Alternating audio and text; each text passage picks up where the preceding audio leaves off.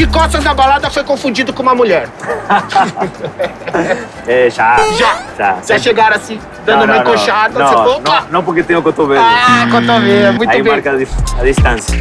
Eu sou Bolívia. Editor desimpedido, su era sem limite, se não aguenta tá furido. Sou Bolívia.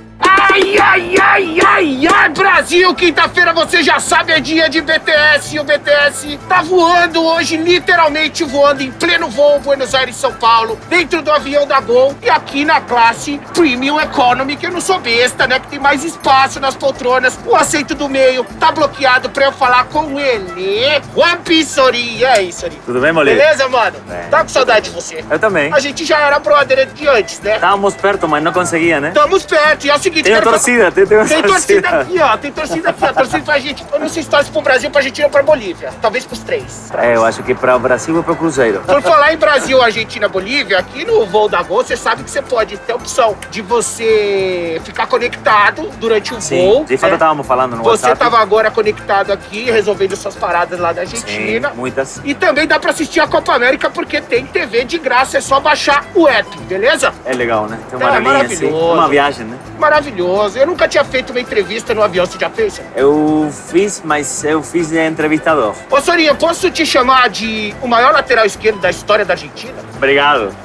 Pode, mas teve grandíssimos laterais esquerdos também. O Tarantini, que foi campeão do mundo. O Larticoechea, que foi campeão do mundo. Mais que nada pelos títulos, eu acho que foi um lateral diferente, por falar de um jeito, e fico muito orgulhoso pela minha carreira. Você se considera? Você fala, porra, acho que eu sou o maior lateral esquerdo da Argentina, sim. Eu gosto muito das pessoas dar a sua opinião, até porque foram épocas diferentes. Eu acho que quebrei um pouco um jeito de jogar. Não chegar só por fora, senão chegar muito em diagonal, surpreender, chegar detrás do centroavante e depois muita raça, né? Muita entrega. Essa sempre foi sua característica. Assim, o Maradona é o segundo melhor canhoto que começou no Argentino Júnior, né? O primeiro cambiaço, não? O primeiro cambiaço ou o primeiro redondo? Não, Maradona é o primeiro e depois temos uma lista grande atrás, onde eu estou também. E o Fernando Redondo é? Fernando Redondo, Sim. pode ser o segundo. Ah, Cambiaço foi um enorme meio-campista. Quem mais? O Placenti saiu depois de mim. Tem vários canhotos. E tem outros direitos muito bons, o caso do Riquelme, por exemplo. Né? e o Maradona, por exemplo, depois foi pro Boca, virou torcedor do Boca. Você depois foi jogar no River, também tem o carinho pelo River. Mas você estava me falando aqui que você torce pelo Argentino Júnior até hoje. Sim, eu sou argentino júnior, torcedor, e tenho um carinho muito especial pelo River. De fato, agora tenho outra vez o coração partido. Né? E com um pouquinho de Cruzeiro no meio também. Não. No Brasil, eu sou torcedor do Cruzeiro. Só que quando joga Cruzeiro e River, aí todo mundo me pergunta, deve ser alguma dessas que deve ter você aí de surpresa, não vou furar. Não vai estragar. Não vou estragar Ah. os internautas. Sim. Beleza, agora é o seguinte, eu vou te mostrar a primeira pergunta por vídeo que te mandaram aqui, Sorin. Tá bem. Tá um barulho aqui, não dá pra ouvir. Então a gente Não dá vai pra pôr o fone pro Sorin ouvir a pergunta Pronto. aqui do amigo internauta. Solta aí. Eu não tô ouvindo nada, foda-se. Posso falar mal do Sorin aqui, ó. Argentino pra mim é tudo cuzão, foda-se. Ele não tá ouvindo nada mesmo, foda-se, ó. Eu queria saber se você teve algum ídolo na sua infância, lá na Argentina, quando você era apenas um sorinzinho. Tá Valeu. bom? Ouviu bem? Ouvi. Ah. Ouvi fora, ouvi dentro. Logicamente que o jogador que mais me emocionou e o grande ídolo do argentinos na época do 80, né, 79, 80, Pibe. era o Maradona. Claro. E depois foi quando foi campeão do mundo em 86. E no Argentinos Júnior eu gostava muito do jogador que depois jogou no Flamengo um pouquinho, que era el Vichy Borgi. E tive a sorte depois de jogar com ele na reinauguração do estádio do Argentinos Júnior. E agora trabalhamos juntos na TV americana. Ah, maravilhoso. Assim, e Borgi chutava de letra. Sim. E porque Borgi chutava de letra, eu comecei a treinar de pequeno. Não consegui fazer gols, mas de assistência de letra, cruzamentos, adorava. Se eu faço isso, eu caio de bunda no chão. De fato, Bora. seu parceiro perdeu comigo no desafio pela letra. Deve lembrar. Exatamente. Quando você falou de letra, eu lembrei do desafio do Fred, que você deitou no Fred. Você teve algum ídolo brasileiro quando você era moleque, que você via jogar e falava, puta, esse cara é foda? Eu gostava muito daquela seleção do 82 do Brasil, menos o jogo contra a Argentina, lógico. Tinha jogadores especiais, né? Eu acho que o Júnior também jogava de um jeito diferente a qualquer lateral. Você já era lateral esquerdo nessa época? Já. E gostava muito do Sócrates, da elegância do Sócrates. E depois que fui um pouco mais adulto do jeito de pensar do doutor. Brasileiro, gostava pela posição, olhava muito o Roberto Carlos, o próprio Serginho. Serginho jogou pra caralho. Jogava muita bola. Só que ele não queria esquentar o banco do Roberto, então ele pediu pra não jogar na Aí não seleção foi, mais. né? Ah, tem muito jogador brasileiro. Lembro de sensações do futebol brasileiro. O Campeonato Carioca pela Rede Manchete, que chegava Sim. em TV a cabo, na TV argentina, falava, puta, é bem legal o futebol brasileiro. Os laterais batendo um contra o outro, né? Carreira do Leandro, como jogava ele com a bola. Aí comecei a O Leandro lateral direito ver também. muito arquivo de jogadores brasileiros. Sim. O Zico, logicamente. Zico que talvez seja o jogador que mais admirava pelo jeito, por como batia a bola, por como encarava também os adversários. Claro. A gente tem essa coisa do argentino ser nosso inimigo. A gente torce contra a Argentina. Eu agora mesmo fiz uma brincadeira com você que estava ouvindo aqui. Falei, a Argentina é tudo cuzão e tal. Na Argentina também tem a mesma coisa em relação ao brasileiro? Tem a rivalidade, as famosas músicas de cancha, né? Sim. No estádio.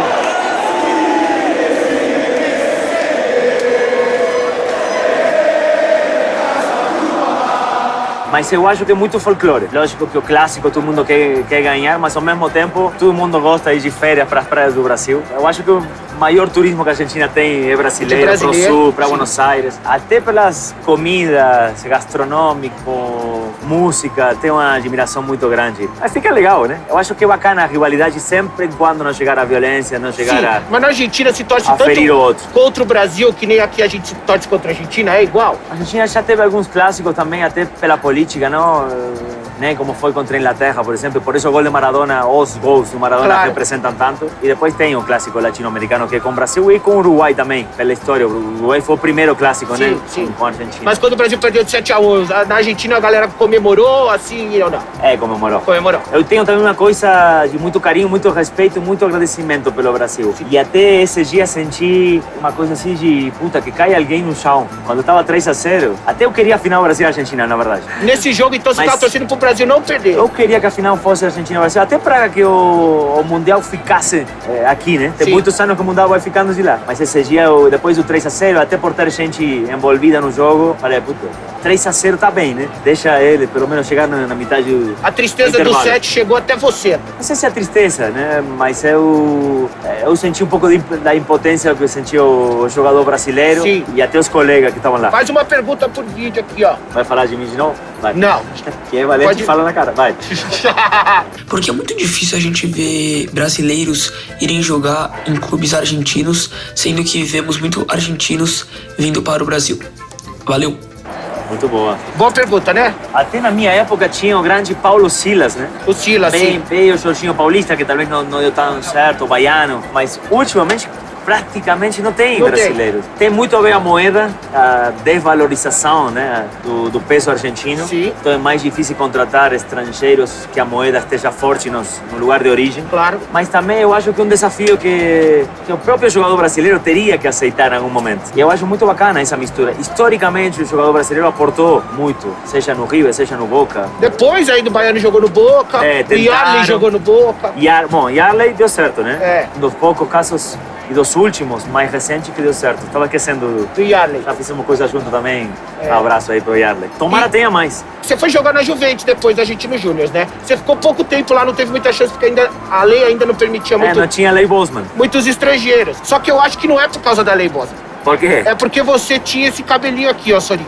Você tinha cabelo curto, Sorinho. Eu tinha cortado, mas... Você mas é igual a Sansão, cabelo curto você não mas joga tava, bola. Tava pinta aí, né? Tava bem. Você acha que tá mais bonito aqui? Eu acho que estava mais moleque, não tinha o nariz quebrado. Cortei o cabelo pela seleção. Eu sempre tinha o cabelão e na época estava passarela. Aí o Peckerman pegou as seleções das categorias de base, né? Aí cortei pela seleção. Mas foi todo mundo combinou de cortar o cabelo? É que era uma regra na época. Você lembra Era que o uma Redondo regra. não foi, depois cortou o cabelo. A passarela falou cabelo comprido e brinquedo fora. Eu tinha 18 anos e 6, 7 jogos como profissional. Mas como que um técnico argentino, que tradicionalmente os argentinos são cabeludos, Aí a até ele faixinha, usava um pouco, mas sei lá. até ele tinha. Eu acho que queria mudar a imagem, mas Pô. logicamente que eu não estava de acordo, nem estou de acordo. Eu acho que cabelo é de verdade, você não deixa de pensar ao contrário. E tem muito a ver com a decisão de cada um. É como falar na escola o que usar pensar que não, é uma questão de censura. Ô, Sorinho, aquele River de 96 que foi campeão da Libertadores, era melhor do que a seleção da Argentina hoje, por exemplo? Porque se você for ver, aquele time tinha você,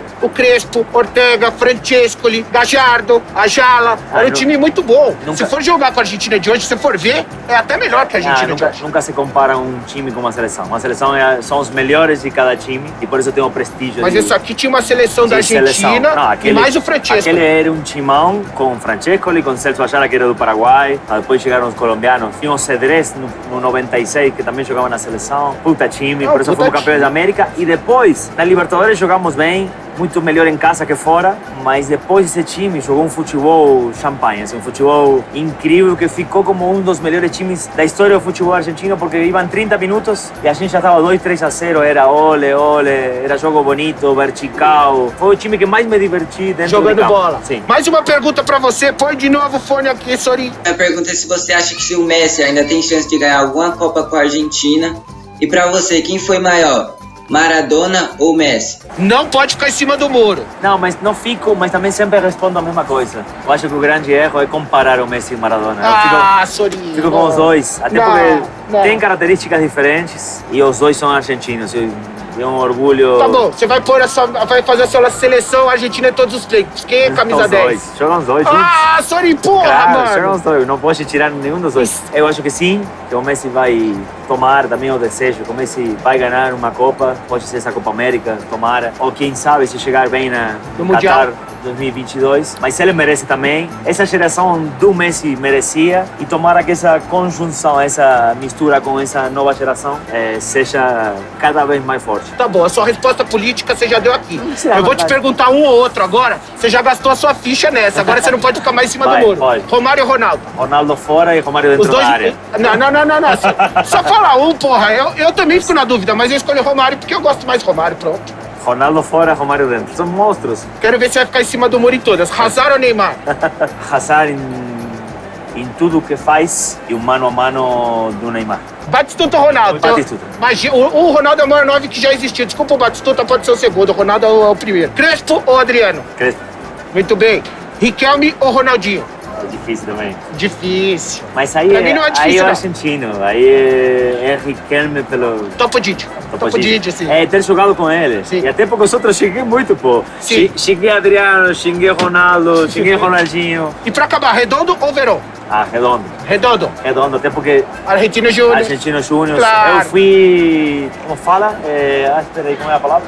Os meninos que davam bola para os jogadores. Gandula. Ah, tá. Gandula do Redondo. Então, vi como torcedor, fui Gandula dele, depois fizemos tabela como jogadores de seleção. Incrível. Então não dá pra escolher outro. Redondo. Muito bem, ó. Agora mais uma pergunta por vídeo aqui, outra vez o fonezinho. Vai. Meu filho aí. Hola Sorín, ¿todo bien? Entonces, amigo, para vos, ¿cuál fue el jugador argentino que mejor jugó en Brasil?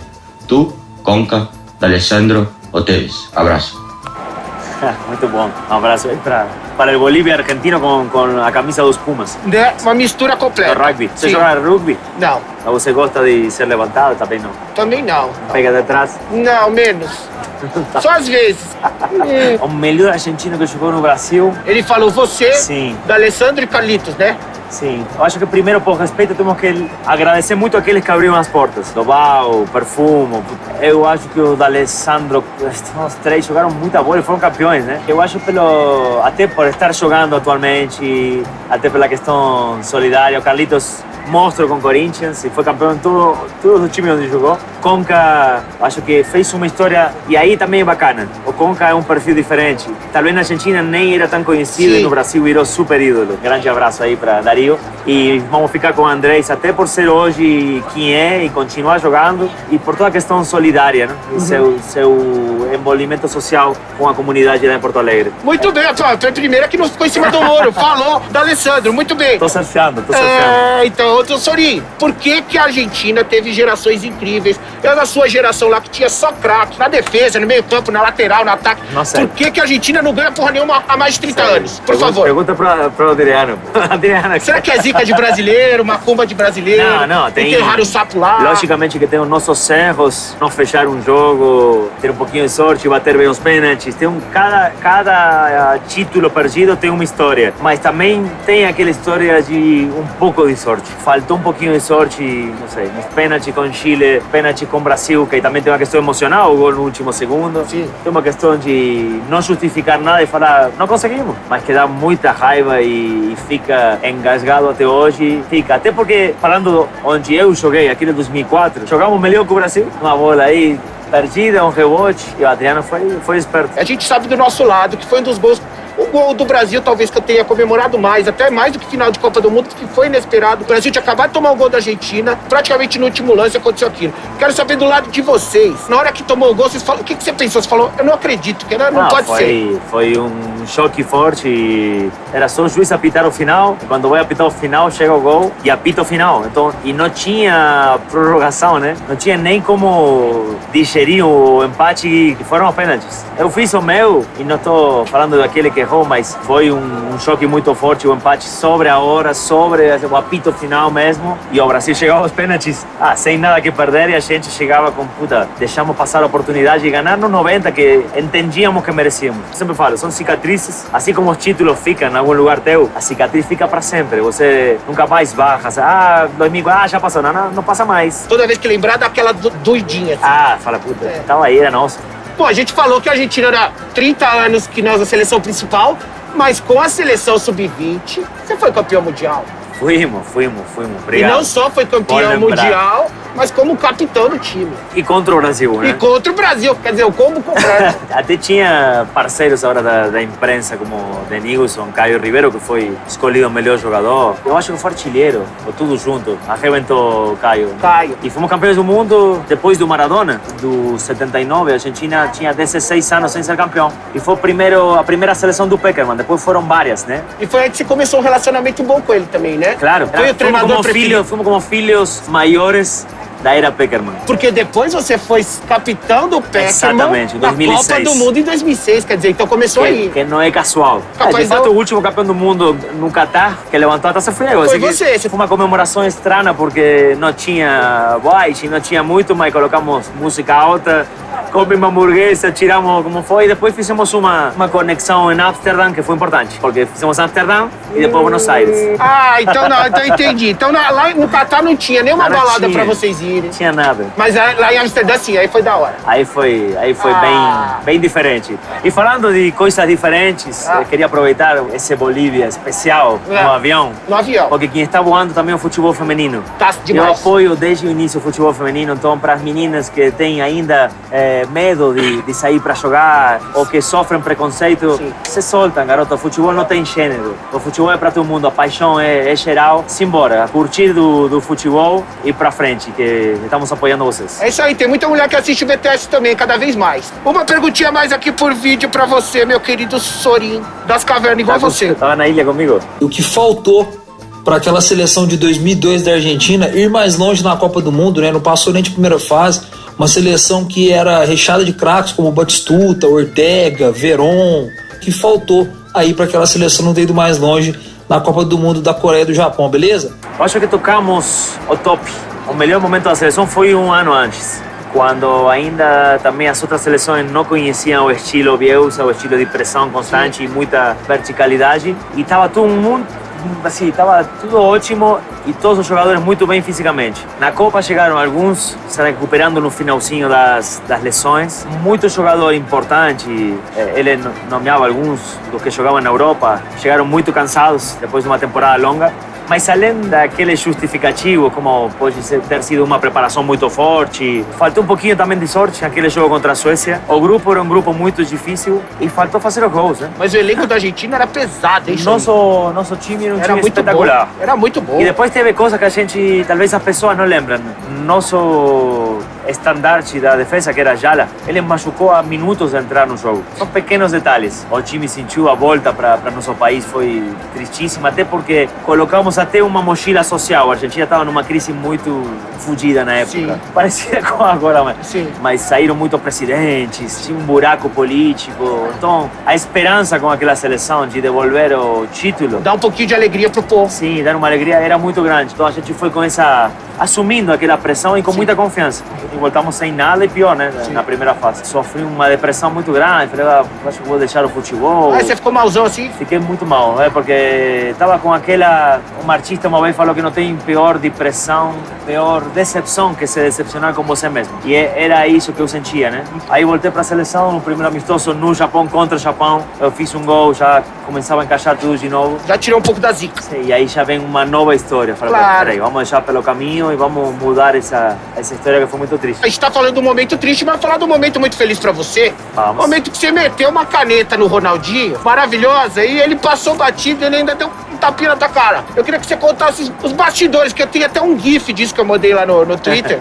Primeiro que eu dei a caneta, um dos mestres das canetas e do drible, né? Foi um jogo onde saiu tudo perfeito para nós, inclusive a caneta. Foi instinto, foi potreiro, foi, como falamos, a várzea, né? Coisa de pelada, né? De pelada. Eu sempre gostei de caneta, sempre. Até jogava torneio de canetas, desde as categorias de base até o profissional. E foi bacana. Mas já falamos disso com o Rony. Mas na hora ele ficou bravo, né? Ele ficou bravo. Ele ficou papelão, perdeu, né? Ô, Sorin, você ficou muito chateado quando que o Adilson não te relacionou pra final da Libertadores com o Cruzeiro em 2009? Essa é boa que você pergunta, porque tem muitas pessoas, até jogadores, que acham que eu estava no banco. E, na verdade, eu fiquei puto, né? Fica chateado, porque além de eu voltava de uma lesão, é verdade, mas era o único no time, no elenco, que tinha vencido a Libertadores, que tinha ganho a Libertadores com o River. E era contra Estudiantes, era contra um time argentino, você é argentino. Não, e tem você podia colaborar muito, né? Final de Libertadores, tem cachimba, tem que saber de jogar até 15, 20 minutos. Quando ele me deixa fora do banco, na verdade fiquei com muita raiva. E ao mesmo tempo essa raiva tem que, como estávamos concentrados, tem que se transformar, canalizar em coisa boa para o time. Então comecei a torcer para os caras, falar das coisas que podiam acontecer no jogo, mas depois vi o jogo no palco, nem no campo estava. Depois você falou para Adilson, tá vendo, se fudeu, você não me pôs no jogo. Eu acho que é muito fácil falar depois do jogo, né? Mas ele não falou nada pra você também? Não, eu acho que ele também depois deve ter aprendido do próprio erros. O treinador aprende os erros. E aqui, ó, pergunta a torcida do Cruzeiro. Pergunta o que ele sentiu quando o Mineirão inteiro comemorou o gol dele com a camisa da Argentina. Putz, aquilo foi inesquecível. De fato, o relacionamento que eu tenho com a torcida do Cruzeiro é eterno por isso, né? Ter me bancado no início da adaptação, por ter me pego um relacionamento que tem muito a ver com o coração, com muito a ver com a entrega, a raça. Então eu sabia que eu podia jogar talvez mais ou menos, mas que ia dar sangue, literalmente, pela camisa. E quando fiz o gol e senti o barulho, o gol, primeiro não caiu a ficha porque estava muito concentrado, mas depois comecei a sentir era como uma cachoeira, né? O gol que vinha da torcida do Cruzeiro, e eu agradeço assim, das entranhas esse grito de um brasileiro para um argentino pelo nosso relacionamento. É muito difícil de explicar e eu acho muito bacana que seja assim, difícil de explicar. Difícil de explicar, apenas sentir, né? Aqui, ó, mais uma pergunta que também vem da torcida do Cruzeiro, que tem você como um dos maiores ídolos da história do Cruzeiro, né? Outro cabeludo. Outro cabeludo. Queria saber aí do Sorin se ele pretende um dia trabalhar no Cruzeiro sendo dirigente ou alguma coisa do tipo, ou se ele, por ser ídolo do Cruzeiro, quer se manter afastado dessas coisas aí. Eu acho muito bacana também, importante essa pergunta. Também na Argentina até confunde. Quando você trabalha... Não, eu não trabalhei nunca para o Cruzeiro. Eu ajudei muitas vezes de fora, mas nunca tive um cargo. Claro que gostaria. Não sei ainda onde, mas você se imagina? Mas pode ser um dia, se um projeto legal, com autonomia, que faz o Cruzeiro crescer até internacionalmente, que pode ajudar os jogadores, a torcida, que é um projeto transparente, que para mim é o mais importante, sim. E muitas vezes chegam coisas e eu tenho muito cuidado e mantenho essa relação de ídolo-torcida, justamente como perguntava o internauta, para isso, para nenhuma coisa desgastar esse relacionamento que é natural, é orgânico, não tem nenhum tipo de interesse mais que o coração. Né? Você falou em transparência, você sabe que hoje o ambiente lá tá tumultuado com problemas da diretoria lá, né? Então você sabe que a torcida tá carente de um cara que chega lá para representar com transparência e com honestidade. Também, mas sempre tem que ter como um board, né?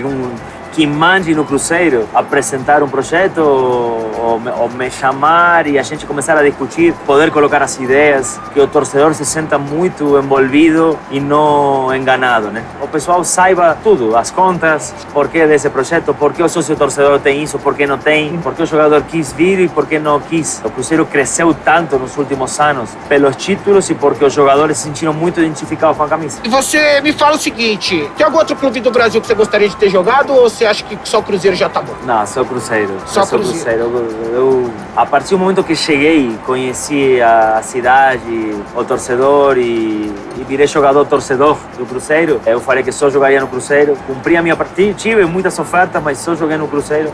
Me aposentei no Cruzeiro e sou torcedor, né? Qual clube foi atrás de você em algum momento? Teve alguns, mas o último foi o Inter, através de alguns empresários. Eu falava, tá bom, mas te ligo daqui meia hora com uma oferta melhor. E eu falava, não é grana. Tá bom, eu te entendo. Sim, tipo, sim. Eu sei da negociação como é. E voltava a ligar e eu falava a mesma coisa. Eu sou muito fiel. Eu acho que são valores que você consegue passar para o torcedor velho, mas também para as novas gerações. Que vale muito a pena hoje voltar para Belo Horizonte e sentir o carinho do cruzeirense, como também do adversário que fala, puta, muito legal você falar que você só jogaria, que você só torce, que nunca jogaria no adversário. Porque acho que todo time precisa de símbolos e a sociedade também, né? Fala um jogador pica que você botou no bolso, cara bom, que você marcou bem demais e um que deitou em você, que você não conseguiu marcar de jeito nenhum.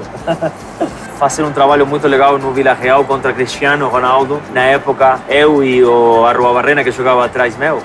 Então, entre os dois, a lateral direita, eu acho que era Neville e o Ronaldo praticamente não jogaram. Não jogaram, muito bem. E um que deitou e você falou, puta que pariu, tem que ficar correndo atrás desse cara. Eu acho que Ortega, quando joguei contra ele no Argentino Júnior contra o River, é imparável. Sim. Imparável, porque ele te driblava, parava e quando você freava, ele arrancava outra vez. E lembro de duelos muito legais. Joaquim do Betis, Figo do Real Madrid. Sim. Me lembro que Figo me passou, mas passou a bola, né? Sim. Aí tinha que parar. Ele ficou. Ele ficou. Última pergunta sobre a sua carreira atual, de uma pessoa que você conhece bem aqui, ó. Vamos lá. Queria aproveitar a oportunidade para perguntar pro meu amigo Juan Pablo se ele prefere apresentar, conduzir ou comentar, que é o que ele fazia antigamente, que é o que o ex-jogador costuma fazer na TV brasileira. Valeu, Rodrigo. Grande abraço. Meu primeiro colega, co-apresentador, né, do Resenha, o programa que criamos com a Elis Produtora, que é a minha produtora, com a ESPN, que abriu as portas, deixando entrar os ex-jogadores e um programa de ex-jogadores. Fico muito feliz que tenha dado sucesso, que várias outras televisões pegaram como referência, muito a sério também, né?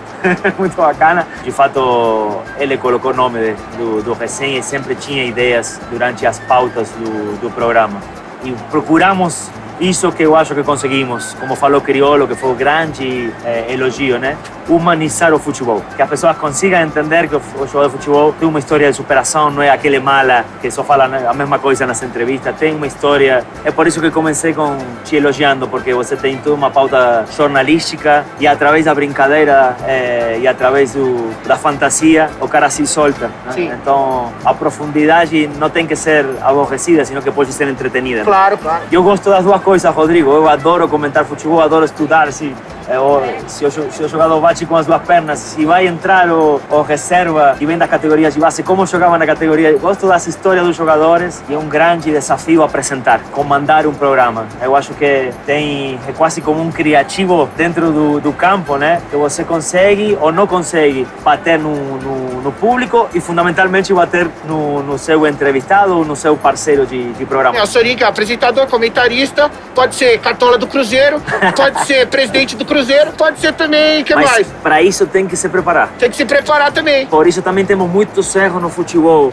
brasileiro, argentino, porque o dirigente não fez uma carreira de dirigente de cartola, não fez um curso de gestão. Eu acho que é o futuro. Depois pode errar também, mas pelo menos erra tendo um fundamento, sustento, um know-how. E técnico não, né, Sorin? Por enquanto não. Por enquanto não. Mas tem esse bichinho aí, falando, quando? Quem sabe Porque o dia. é bacana ter o time jogando como você quer, Claro. pegando coisas de cada treinador. Então, o Sorin aí, então, ó, comentarista de cartola, tá tudo aberto, hein, pessoal? Pode acontecer qualquer por coisa. enquanto, comunicação, produção, criação, eventos, continuo jogando bola. Muito bem. É o seguinte, pra acabar, já ou jamais? Eu falo uma frase, você só responde com já ou jamais. Já ou jamais?